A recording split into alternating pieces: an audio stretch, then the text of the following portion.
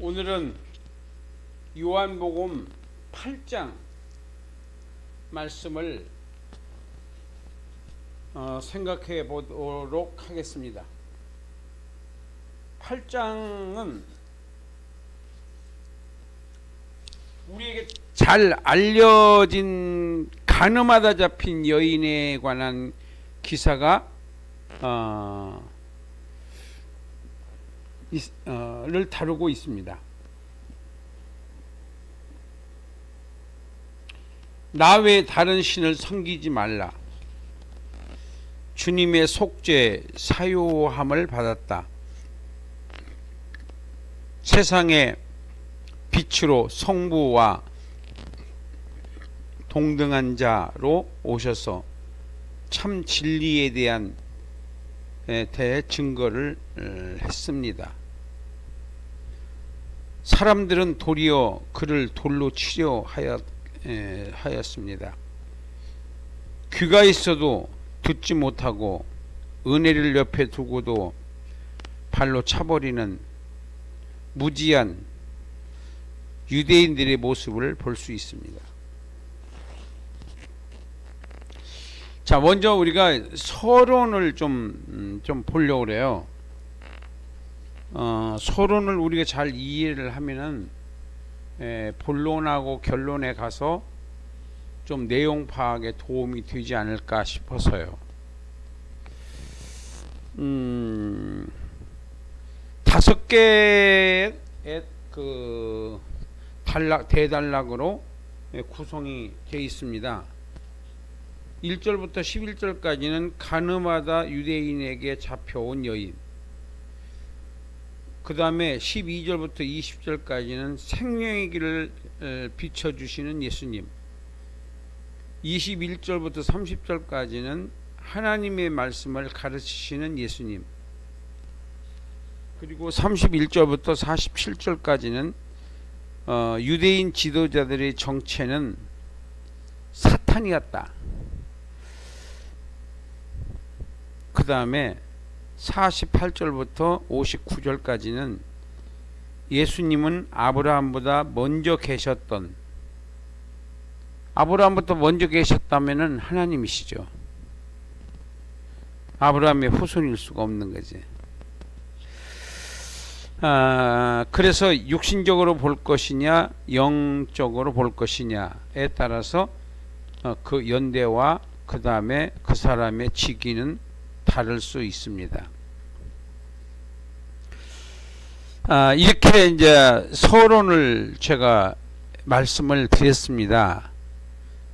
근데 여기서 우리가 구속사적인 면에서 봤을 때는 율법과 복음의 충돌이다, 이렇게 저는 보고 있어요.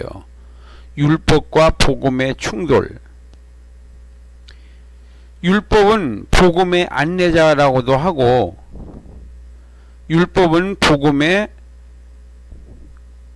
또랑을 건너기 위한 디딤돌 역할을 하는 게 율법이다. 그 율법은 필수적이지만은 완전하지는 않고, 필수적이지만은 그 죄 문제를 해결할 수는 없다. 율법은. 근데 율법을 완전한 것 같이 믿고 있었던 유대인들에게는 스스로를 완전한 사람이라고 착각을 했기 때문에 그 율법으로 말미암아 많은 모순을 발견했으면은 우리가 연구를 해야 되는데, 방치하고 맹신하는 그런 결과를 만들어냈기 때문에 결과적으로는 민족을 타락시키고 자기 자신도 비양심적인 생각을 하고 살아왔다, 이렇게 봅니다. 그래서 오늘은 1절부터 20절까지를 한 단락으로 나누어서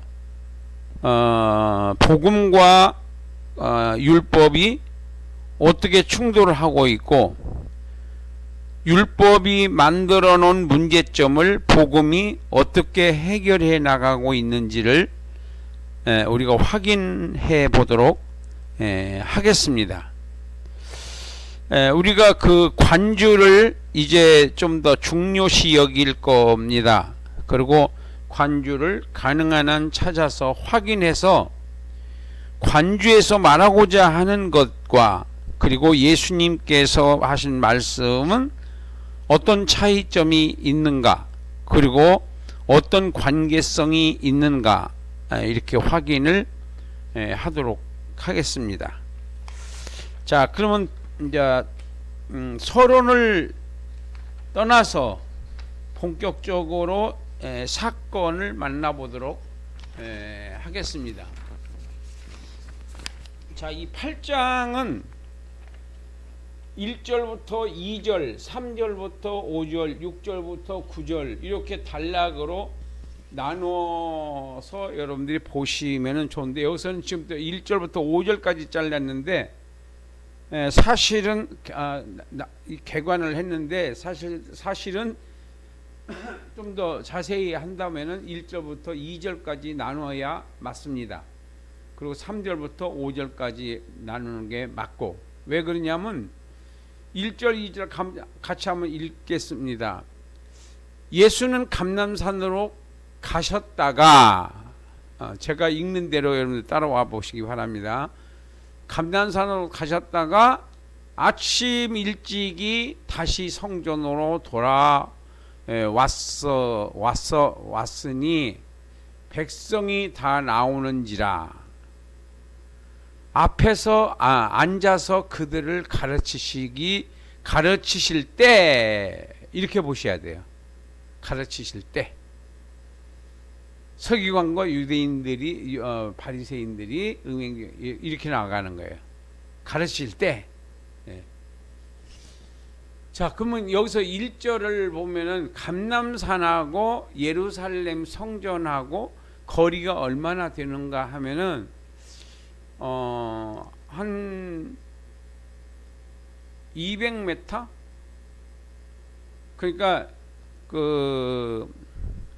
거기에 이제 이렇게 골짜기가 있어요. 얕은 골짜기입니다. 지금은 물 안 내려오는 골짜기예요. 기도론 골짜기라고 합니다. 거기를.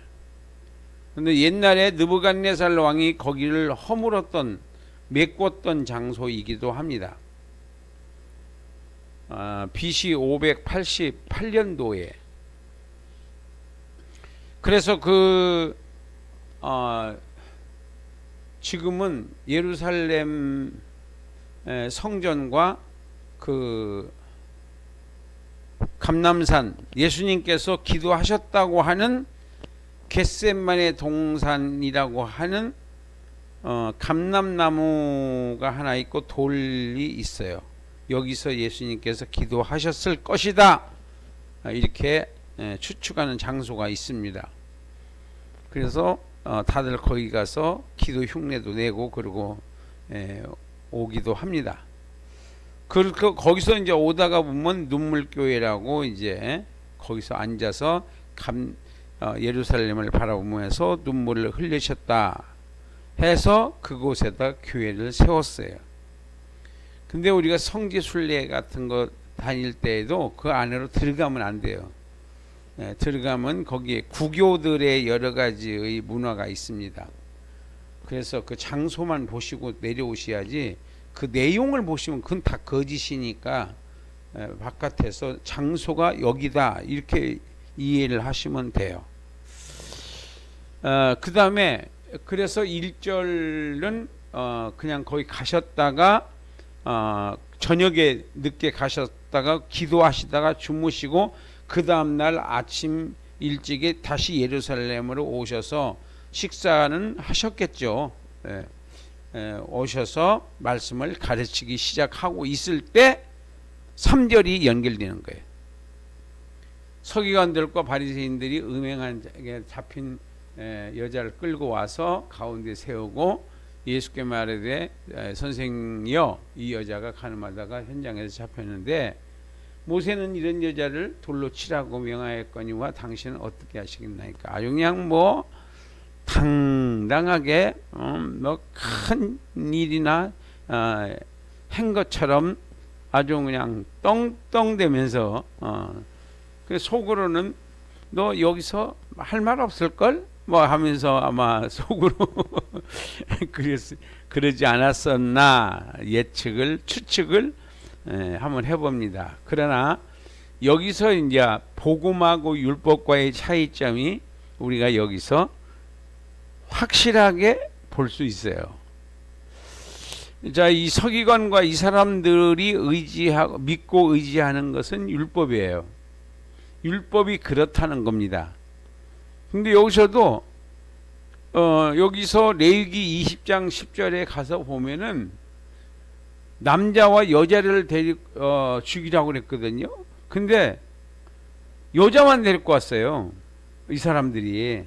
그렇지만 예수님께서는 그걸 다 알고 계시지만은 터치하지 않으세요. 그리고 근본적인 문제를 건드십니다. 근본적인 문제. 사람이라면은 다 갖고 있을 그 양심이라고 하는 게 있어요. 믿는 자나 안 믿는 자나 뭐 강도까지도 그 양심이라고 하는 것은 있습니다. 뭐 양심이 있다고 해서 그 사람이 좋은 사람이고 나쁜 사람이고 한 게 아니에요. 나쁜 사람도 있고 좋은 사람도 있어요. 양심이라고 하는 게. 하나님께서 만든 창조물이죠. 뭐. 그런데 이 사람들이 이 여자를 데리고 왔습니다. 현장에서 잡았다고 하면서 거기에 음행 중에 잡힌 여자를 끌고 와서 가늠하다가 현장에서 잡아왔습니다. 4절에서 보면은 현장을 강조합니다. 그리고 율법을 강조해요. 율법을. 자, 이렇게 해서 이 지금 율법 바리새인하고 서기관과 바리새인들이 아주 의기양양 예수님한테 이 여자를 팍 잡아뜨리면서 말합니다. 그때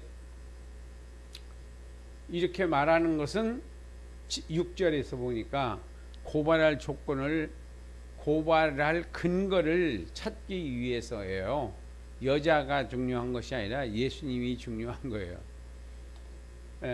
그랬더니 예수님께서 몸을 굽히고 손가락으로 땅에 무엇인가를 글을 쓰셨어요. 그리고 그들을 묻기를 좀 기다렸습니다. 뭘 글을 쓰니까. 이에 일어나서 말씀하십니다. 7절에서 너희 중에 죄 없는 자가 먼저 돌로 치라 그랬어요. 그리고 다시 몸을 굽혀 손가락으로 땅에 쓰셨어요.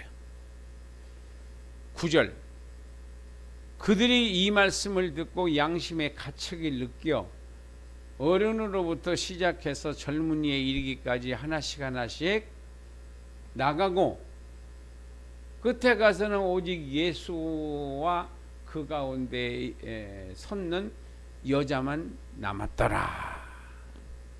자, 이게 결과예요. 근데 여기서 이 여자를 끌고 온 게 율법이에요.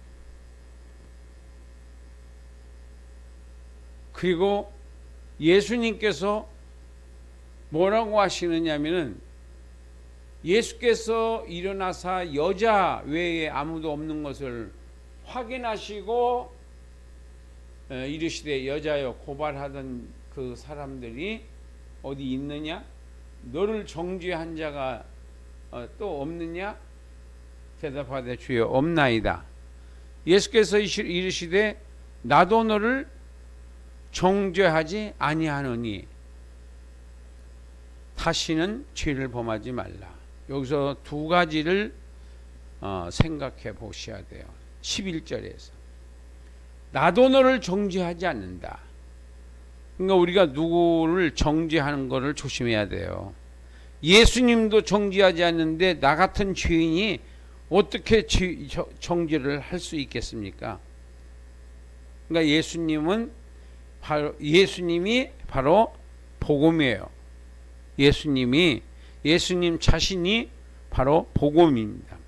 복음은 바로 용서부터 시작을 하는 거예요. 기독교의 시작은 용서부터 시작이 되는 거예요.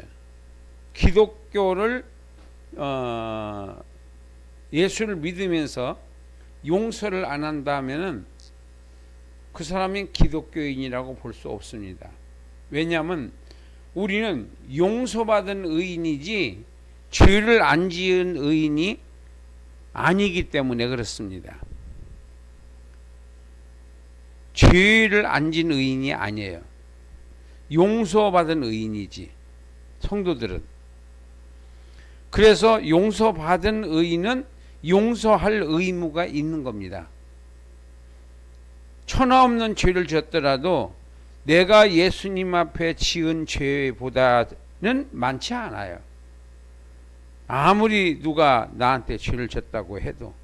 그래서 우리는 용서해야 할 의무가 있는 거예요. 용서를 안 한다. 그러면 하나님도 내 죄를 용서 안 하세요. 우리가 주기도문에서 맨날 외우잖아요. 나의 죄를 용서한 같이 죄를 용서해 달라고.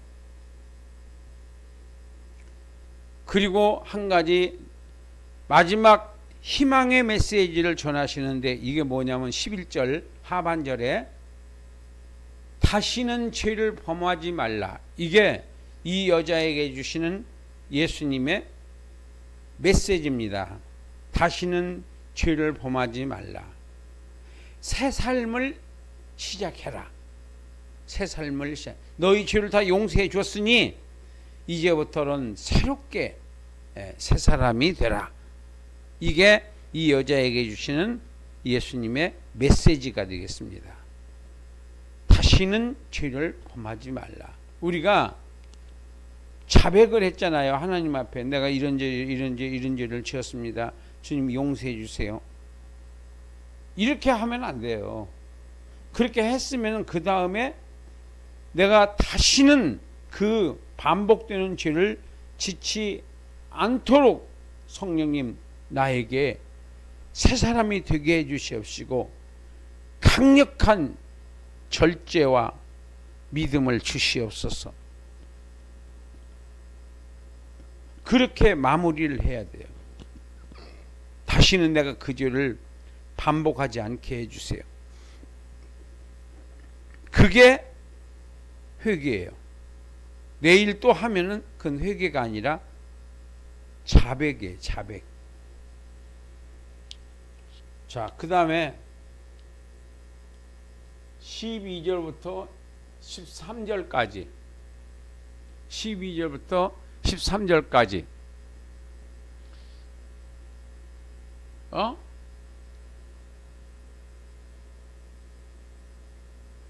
12절부터 13절까지인데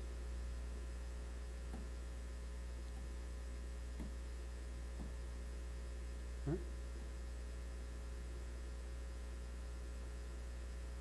8장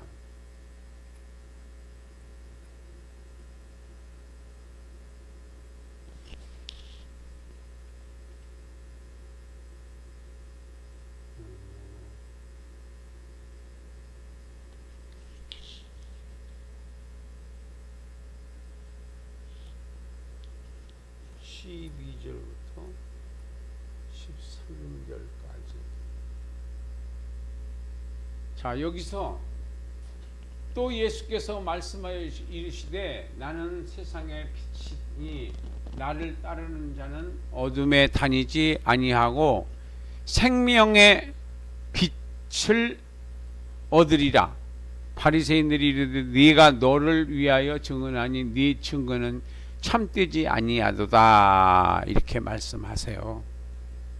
근데 우리가 여기서 12절에서 그 관주를 좀 보겠습니다. 12절에서 관주 보니까 디귿 해가지고 시편 36편 9절 거기 좀 이렇게 겹쳐졌는데 제가 정확하게 읽어드릴게요. 시편 36편 9절에서 진실로 생명의 원천이 주께 있사오니 주의 빛 안에서 우리가 빛을 보리다.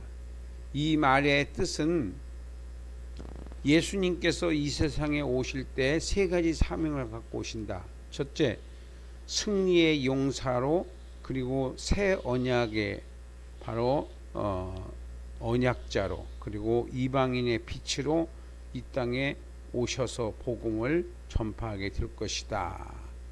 여기서 생명의 원천은 생명을 살려주시는 예수님, 생명을 살려주시는 예수님, 이렇게 이해를 하시면 되겠어요. 그 다음에 이사야 42장 6절에서는 나 여호와가 너를 불렀은즉, 나 여호와가 하나님 아버지고 의를 너를 불렀은즉, 의로 너를 불렀은즉, 너가 예수님이에요. 내가 네 손을 잡아 너를 보호하며 너를 세워, 예수님을 세워 백성의 언약과 이방의 빛이 되게 하리라. 아버지 하나님께서 예수님의 의로 불러, 의의 병기로 너를 세워 백성의 언약과 이방의 빛이 되게 하리라. 열방의 생명의 빛, 열방 여러 나라의 생명을 살리는 자로 예수님을 보내실 것이다. 이 빛이라고 하는 말의 그 의미가 이렇게 많습니다. 이사야 49장 6절에 보면은 그가 이르되 네가 나의 종이 되어, 그가 이르되 네가 하나님 아버지가 나의 종이 되어 예수님이 되어 야곱의 지파들을 일으켜 유대인들을 이스라엘 중에서 보존된 자를 돌아오게 할 것은 매우 쉬운 일이라. 예수님께서 12제자를 삼으시고 500여 성도들을 구원했습니다. 또 내가 또 너를 이방의 빛으로, 그러니까 전 세계의 복음화가 시작이 된다는 거예요. 예수님 이후에요. 이방의 빛으로 삼아 나의 구원을 베풀어서 땅끝까지 복음을 전파하리라. 이런 말씀이 있어요. 그 다음에 말라기 4장 2절에서 이제 결론입니다. 내 이름을 경외하는 너희에게 공의로운 해가 떠올라서 치료하는 광선을 비추리니 너희가 가서 외양간에서 나온 송아지같이 뛰리라. 이렇게 해놓으면 이게 무슨 말인지 아는 사람이 아주 드뭅니다. 이것을 풀어서 제가 말씀드릴게요. 예수 믿고 성령 받은 자의 바로 행동입니다. 첫째, 의로운 생활이 시작되고, 예수 믿고 성령 받으면은요 완전히 새 사람이 됩니다. 두 번째는 회복시키는 햇빛이 비칠 것이요. 참 정말 그렇습니다. 저도 그 체험을 했는데 정말 예수 믿고 성령 받으면은요 이 세상이 다 내 것 같아요. 그리고 세 번째는요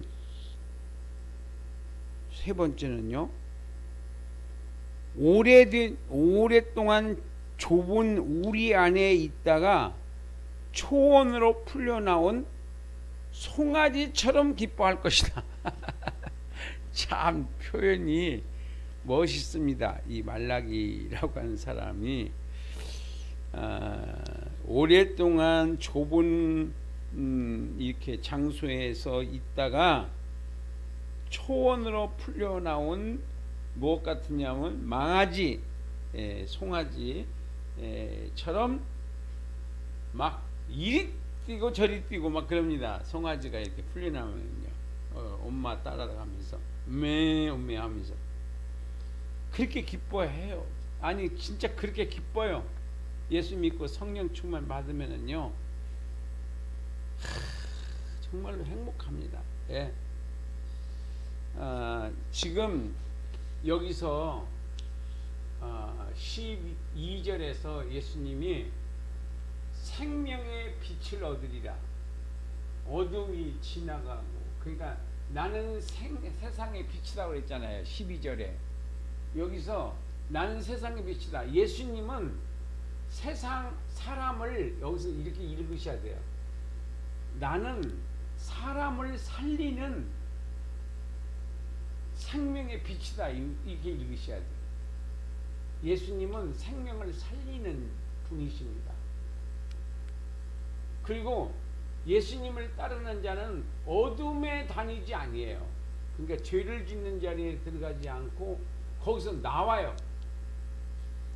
그리고 생명을 살리는 일에 동참합니다. 할렐루야.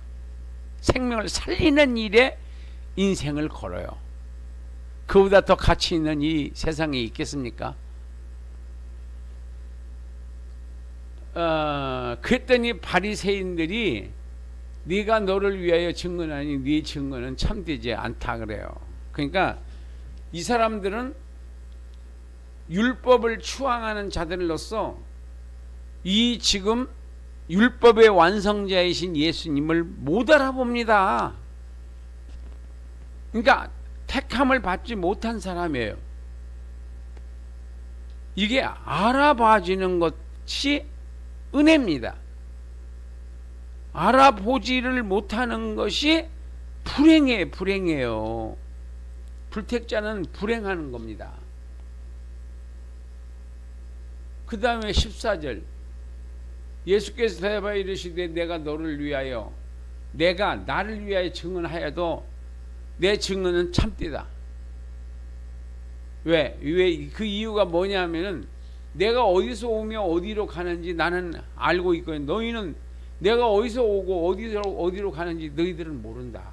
나는 안다. 왜? 나는 왔던 곳으로 가지만 너희들은 어디서 왔는지 모르잖아. 내가 지금 그 자기 자신들을 말하는 것이 아니라 예수님을 말하는 거예요. 예수님이 어디서 왔다가 어디로 가는지 모르잖아요. 그 사람들이. 나는 안다는 거예요. 그 다음에 15절, 너희는 육체를 따라 판단하나 나는 아무도 판단하지 아니하노라. 만일 내가 판단하여도 내 판단은 참되다. 이는 내가 혼자 있는 것이 아니요 나를 보내신 이와 함께 계심이라. 이게 무슨 말씀이냐면은 16절, 바로 예수님은 아버지와 함께 계시는 분이에요. 아버지와 함께 계시는 분입니다. 여러분들도 진심으로 하나님을 사랑한다면은 성령님께서 함께 계신다는 것이 믿어져야 돼요. 성령님께서 나와 함께 계시다는 것이 믿어져야 돼요. 그게 믿음이에요. 그게 믿음이고, 성령님이 계시는데 내가 거짓말 하겠어요? 못합니다. 너희 율법에도 두 사람이 증인하면은 참되다 기록했다.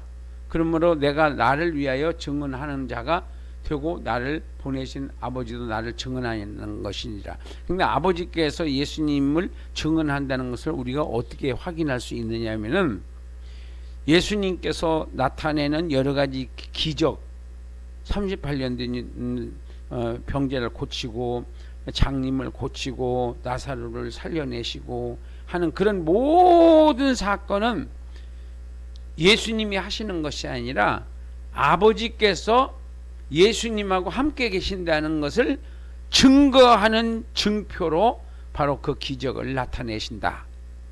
거예요. 그래서 예수님은 혼자 계신 것이 아니라 아버지와 함께 계신다. 그리고 아버지께서 함께 계시기 때문에 내가 하는 말은 진실되다. 이렇게 예수님께서 말씀하십니다. 자, 그 다음에 19절 20절을 우리가 한번 읽겠습니다. 19절 20절. 이에 그들이 묻되 네 아버지가 어디 있느냐? 예수께서 대답하시되 너는 나를 알지 못하고 내 아버지도 알지 못하는도다. 나를 알았더라면 내 아버지도 알았으리라. 참 불행해요. 이게 믿어져야 되는데 이 사람들도 안 믿어지기 때문에 답답합니다. 이 사람들요.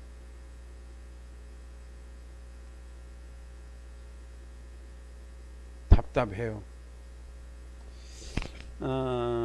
그래서 우리가 믿음 생활을 할 때 믿어지는 게 축복이고 안 믿어지는 것이 불행이에요. 믿어지는 게 축복이고 안 믿어지는 게 불행이다. 19절 20절 19절 보십니다. 아버지 어디 계십니까? 너희가 나를 알지 못하니 내 아버지도 모른다. 너희들은.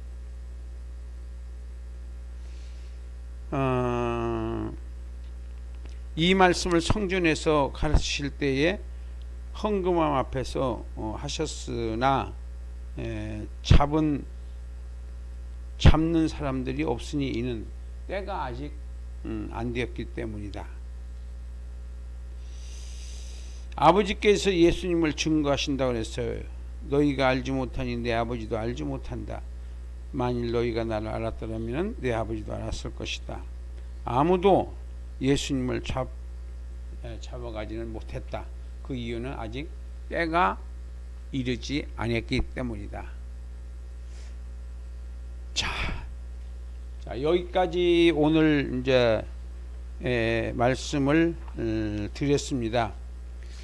그래서 복음과 율법의 충돌을 통해서 율법의 미약함과 미완성적인 율법과 완전한 복음, 그러니까 율법이 미완성적인 것을 복음을 통해서 완성시키는 그런 장면. 그러니까 죄인을 율법은 해결하지 못해요. 잡아가기만 하지. 그런데 예수님께서는 복음은 바로 그들 용서를 통해서 완성시키는 거예요. 율법을 용서를 통해서 율법을 완성시키신다라고 하는 것을 우리가 알고 완전한 복음을 믿는 것이 바로 율법을 믿는 것은 내가 무슨 죄가 있구나. 그러니까 우리가 불륜 행한 사람들은 다 율법으로 말하면 죽여야 돼요. 죽는 것도 그냥 자기 화장터에 가서 죽는 게 아니고 병원에 가서 죽는 게 아니고 어디 가서 죽어야 되느냐면은 돌에 맞아 죽여야 돼. 돌에 맞아 죽어야 돼요. 불륜을 범하는 사람들은요. 율법에 의하면은. 근데 예수님께서는 잡혀온 사람들을 거기서 용서를 해주시면서 다시는 그런 짓을 하지 말아라고 우리한테 희망의 메시지를 주십니다. 다시는 그런 짓 하지 말아라 이렇게 하고, 그리고 용서해 주세요. 나도 너를 정죄하지 않는다. 다시는 그런 짓 하지 마라. 자, 이렇게 이 복음의 완전한 해결책, 이것은 율법이 아니라 복음이다 라고 하는 것을, 복음에는 용서가 있고 새로운 삶이 있다. 복음은 생명을 살리는 기쁜 소식이다. 생명을 살리는, 문제를 해결해 주고 생명을 살리는 것이 바로 복음이다. 그래서 우리는 복음 전파하는 것은 이 세상에서 가장 가치 있는 일이다. 이렇게 보는 겁니다. 자, 오늘 강의는 여기까지 마치겠습니다. 감사합니다.